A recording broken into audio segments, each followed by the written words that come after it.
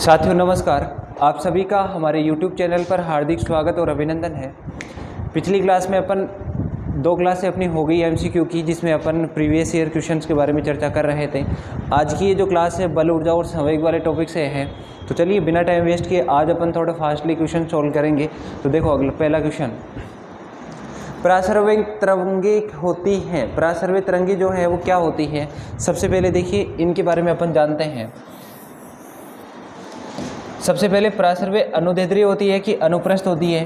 परासरवेग तरंगे होती है अनुदैर्ध्य तरंगे, और इन तरंगों को सामान्यतः मनुष्य के द्वारा या मानव के कान के द्वारा नहीं सुना जा सकता, इनको जीव जंतुओं के द्वारा महसूस किया जा सकता है।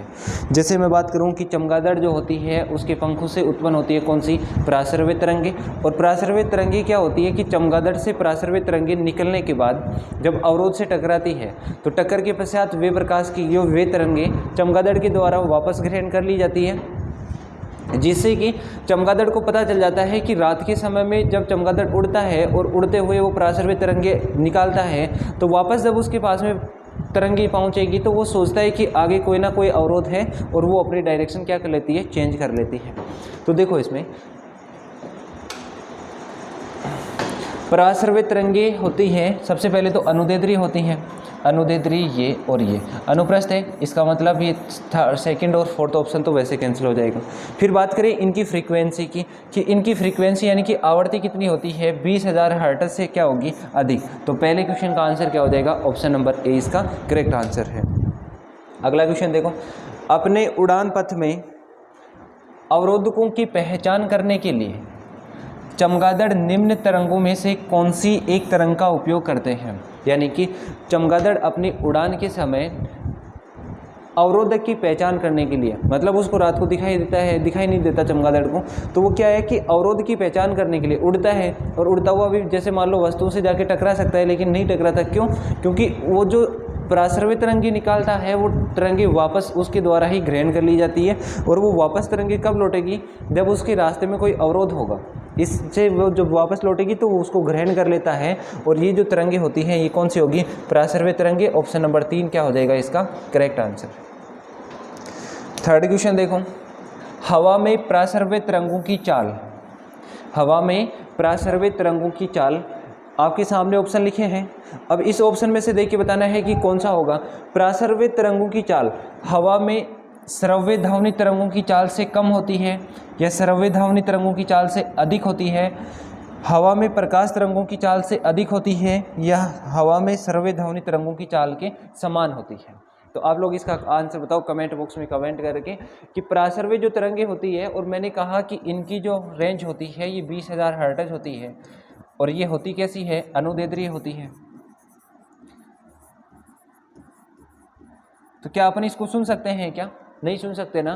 तो इनकी चाल क्या हो जाएगी, साउंड वेव्स जो है यानी कि सर्वे जो तरंगे हैं, सर्वे ध्वनि तरंगे, इनसे क्या हो जाएगी, कम होगी। इस वजह से ये हमें सुनाई नहीं देती, इनको कुत्ते, ये चमगादड़, ये जो है इनके द्वारा महसूस कर लिया जाता है। तो अपन कह सकते हैं कि इस क्वेश्चन का करेक्ट आंसर क्या हो जाएगा, ऑप्शन नंबर। अगला क्वेश्चन है, गुरुत्वाकर्षण का सिद्धांत किसने दिया था। गुरुत्वाकर्षण का सिद्धांत किसने दिया था। सबसे पहले तो कि गुरुत्वाकर्षण का सिद्धांत है क्या, जैसे अपने पास में कोई भी 2 वस्तुएं हैं, एक तो ये,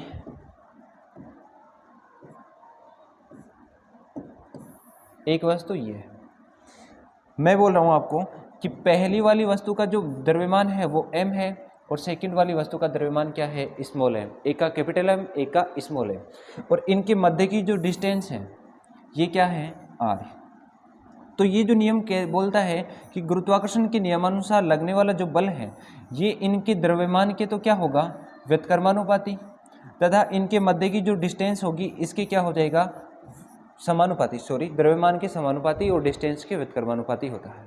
अब अपन जब इसको संयुक्त रूप में लिखेंगे तो क्या लिख सकता हूँ, F is proportional to m upon में r², और जब इस प्रोपोर्शनल को हटाएंगे तो F equals to m upon में क्या हो जाएगा, r²। और g यहाँ पर क्या है, गुरुत्वाकर्षण नियतांक।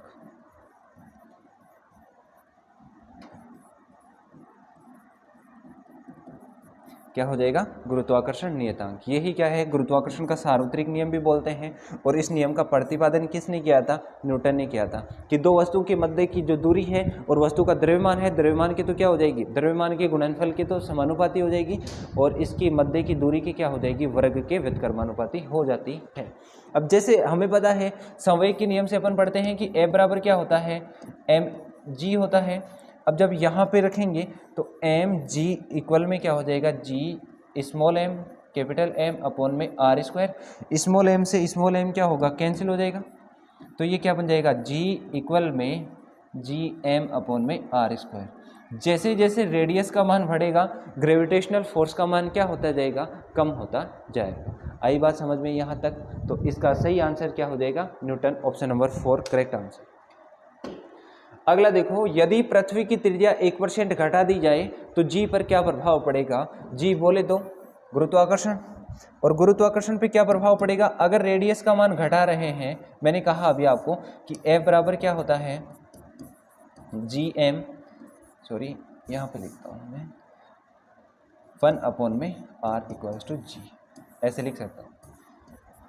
अब ये जैसे रेडियस का मान बढ़ेगा तो गुरुत्वाकर्षण का मान क्या हो जाएगा, कम हो जाएगा। अब यहाँ पे इसका मान क्या हो रहा है, कम हो रहा है। इसका मान कम हुआ मतलब रेडियस को कम कर रहे हैं, तो जी पर क्या प्रभाव पड़ेगा, जी का मान क्या हो जाएगा, बढ़ जाएगा, क्योंकि ये एक दूसरे के क्या होते हैं, इन्वर्सली प्रोपोर्शनल होते हैं।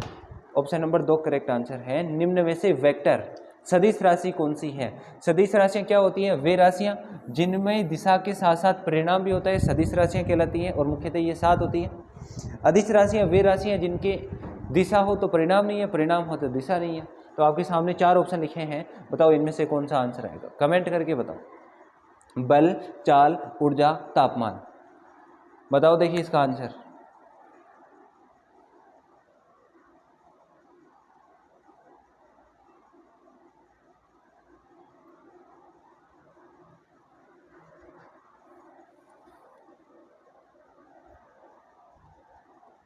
सदिश राशि की बात कर रहे हैं ना, तो देखो दिशा, और दिशा के साथ साथ में क्या होना जरूरी है, परिणाम होना जरूरी है। तो यहाँ पे कौन सा हो जाएगा, ऑप्शन नंबर सी, और ये ऑप्शन नंबर बी बोले तो चाल। चाल कैसी राशि है, सदिश, वेक्टर। फिर इसके बाद में बात करें कि कंक्रीट की बनी सड़क पर चलने की अपेक्षा बर्फ पर चलना आसान होता है, अधिक कठिन होता है, क्यों होता है, क्यों होगा कठिन।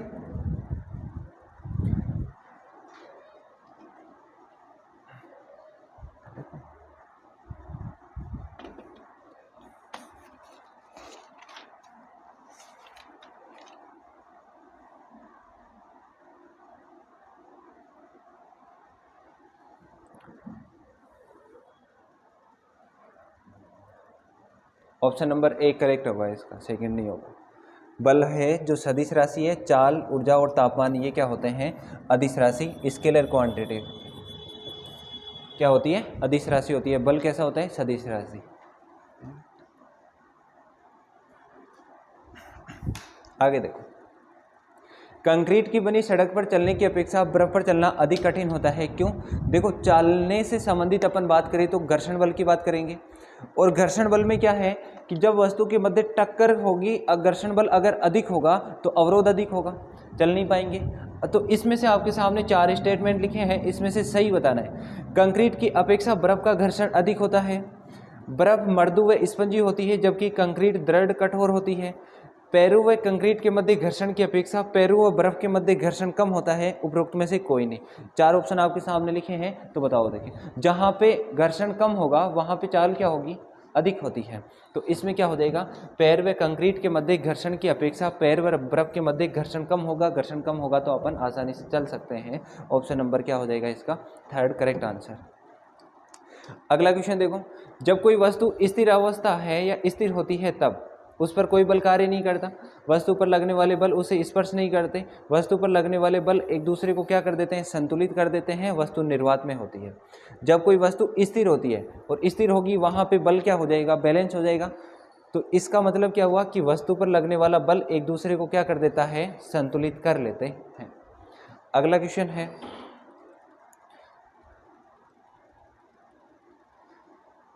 किसी भी स्थिर या गतिशील वस्तु की स्थिति और उसे और दिशा में तब तक कोई परिवर्तन नहीं होता जब तक उस पर कोई बाह्य बल कार्य नहीं या सक्रिय न हो। ये क्या कह रहे हैं कि कोई वस्तु स्थिर अवस्था में है तो वो स्थिर रहेगी, कोई वस्तु गतिशील है तो वो गतिशील ही रहेगी। इसका मतलब ये जड़त्व का नियम है।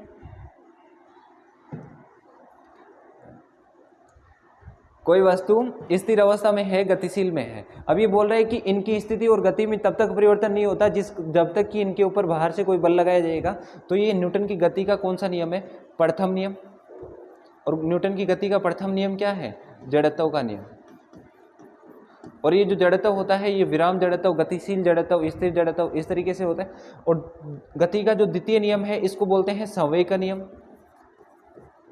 और तृतीय नियम जो है इसको बोलते हैं क्रिया प्रतिक्रिया का नियम। क्रिया प्रतिक्रिया के नियम में क्या होगा कि क्रिया की क्या होती है? प्रतिक्रिया। जैसे नौकायान के अंदर क्या होगा, नाव को आगे चलाने के लिए पतवार से पानी को क्या करना होता है?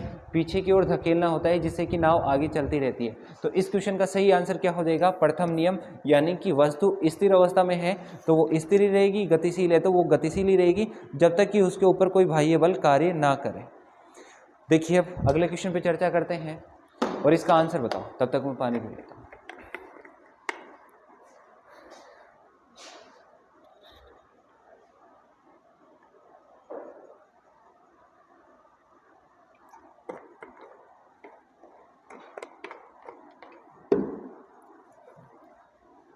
बताओ आंसर इसका कमेंट करके, या बिना कमेंट करे ही बताओगे? वैसे बता दो, क्या दिक्कत है?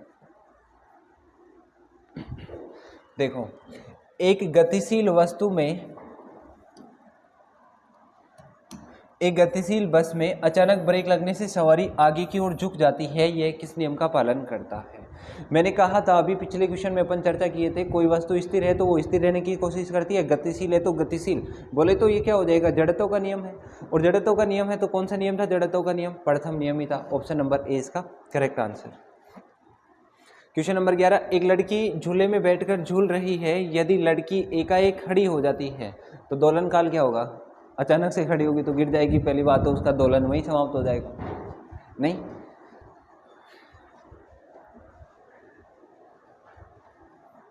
आवर्तकाल इनवर्सली प्रोपोर्शनल रूट एल। इसका मतलब अगर लड़की अचानक से खड़ी होगी तो उसकी लेंथ में वृद्धि होगी, लेंथ में वृद्धि होगी तो उसका आवर्तकाल, जो आवर्ती होगी फ्रीक्वेंसी, वो क्या हो जाएगी? बढ़ जाती है। ऑप्शन नंबर बी इसका क्या हो जाएगा? Correct answer. रॉकेट की गति पर निम्न में से कौन सा संरक्षण सिद्धांत लागू होता है? रॉकेट की गति पर द्रव्यमान संरक्षण, आवेश का संरक्षण, संवेग का संरक्षण या ऊर्जा का संरक्षण? रॉकेट की गति पर कौन सा लागू होता है? बताओ। देखिए F बराबर mg, मैंने अभी बताया था आपको, कौन सा था? संवेग का नियम था। कौन सा नियम है? संवेग का। ऑप्शन नंबर 3 इसका करेक्ट आंसर है। और संवेग का नियम न्यूटन की गति का कौन सा नियम है? सेकंड। अगला देखो, पेंडुलम घड़ी तीव्र गति से चल सकती है कब? ग्रीष्मकाल में, शीतकाल में, वसंत ऋतु में, वर्षा ऋतु में। कब चलती है? शीत ऋतु में चलती है, क्योंकि पेंडुलम का आकार क्या हो जाएगा? कम हो जाएगा, सिकुड़ जाएगा ठंड की वजह से।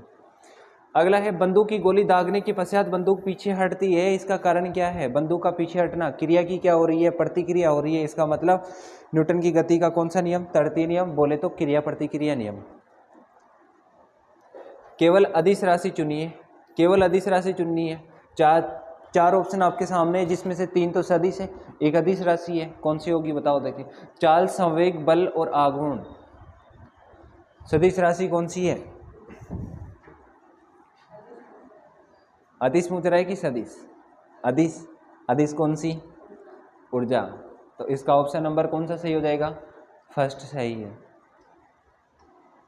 अगला क्वेश्चन की बात करें, ऊर्जा संरक्षण के नियमानुसार ऊर्जा को किया जा सकता है, एक रूप से दूसरे रूप में परिवर्तित कर सकते हैं, नष्ट नहीं कर सकते, ना उत्पन्न किया जा सकता, सिर्फ इसको एक रूप से दूसरे रूप में बदला जा सकता है। ना तो पैदा किया जा सकता, ना नष्ट किया जा सकता। पैदा किया जा सकता है लेकिन नष्ट नहीं किया जा सकता, पैदा किया जा सकता है और नष्ट भी किया जा सकता है, पैदा नहीं किया जा सकता लेकिन नष्ट किया जा सकता है। पैदा नहीं करोगे तो नष्ट कहाँ से करोगे? तो इसका कौन सा सही हो जाएगा? ना तो उत्पन्न किया जा सकता, ना नष्ट किया जा सकता। ठीक है, आगे देखो, ऊर्जा का नवीनीकरणीय स्रोत कौन सा है? जल विद्युत, कोयला, पेट्रोलियम उत्पाद, नाभिकीय ऊर्जा। ऊर्जा का नवीनीकरण मतलब उसको नए रूप प्रदान किया जा सकता है, मतलब उसको पुनः काम में लिया जा सकता है या पुनः उत्पन्न किया जा सकता है, वो कौन सी होगी? जल विद्युत ऊर्जा। अगला है फोटोवोल्टिक सेल संबंधित है किससे? भूतापीय ऊर्जा से। अगला है निम्न में से किस मामले में गतिज ऊर्जा का प्रयोग काम करने के लिए किया जा रहा है? गतिज ऊर्जा की बात कर रहे हैं। अब ये एक तो साइकिल चला रहे हैं, साइकिल के पेडल मार रहे हैं, इसका मतलब उसकी शारीरिक ऊर्जा काम में आ रही है। दूसरा कार चलाएगा, उसमें भी शारीरिक ऊर्जा काम में आएगी। पवन चक्की द्वारा गेहूं के दाने पीसना, इसमें कौन सी ऊर्जा काम में आ रही है? गतिज ऊर्जा, क्योंकि पवन चक्की को घुमाएंगे उसकी गति होगी और गति की वजह से उसकी जो ऊर्जा होगी वो कौन सी होगी? गतिज ऊर्जा। और गतिज ऊर्जा से क्या होगा? गेहूं के दाने पीसेंगे। अगला है घड़ी की स्प्रिंग में भंडारित ऊर्जा कौन सी होती है? घड़ी की स्प्रिंग में स्थिति के कारण परिवर्तन स्थितिज ऊर्जा और गति के कारण गतिज ऊर्जा। तो क्या हो जाएगा? ऑप्शन नंबर 2 स्थितिज ऊर्जा। अगला है घड़ी में चाबी देने पर कौन सी ऊर्जा संग्रहित होती है? घड़ी में चाबी देने पर कौन सी ऊर्जा संग्रहित होती है? गतिज, विद्युत, स्थितिज, दबाव ऊर्जा। बताओ, देखिए घड़ी में चाबी देने पर कौन सी ऊर्जा संग्रहित होती है? गतिज ऊर्जा। अगला है द्रव्यमान संरक्षण संबंधी किसका निष्कर्ष है? ऊर्जा का संवेग सिद्धांत, E बराबर mc²। Option number 3 correct answer. अगला है किसी भी वस्तु में उसकी स्थिति के कारण उपस्थित ऊर्जा को क्या बोलते हैं? स्थितिज ऊर्जा। ऑप्शन नंबर 4 क्या हो जाएगा इसका? करेक्ट आंसर है। आज ये हमारे कुछ महत्वपूर्ण क्वेश्चन थे, मैंने थोड़ा फास्टली करवाया था। कल की क्लास, कल संडे है, कल संडे का ऑफ रहेगा, मंडे की क्लास में और भी अच्छे से डिस्कस कर लेंगे, इसका नेक्स्ट पार्ट उसमें पढ़ लेंगे। फिर इसके बाद में ये 2 टॉपिक अपने कंप्लीट हो जाएंगे। वीडियो अगर पसंद आए तो चैनल को लाइक, शेयर एंड सब्सक्राइब जरूर करें। धन्यवाद।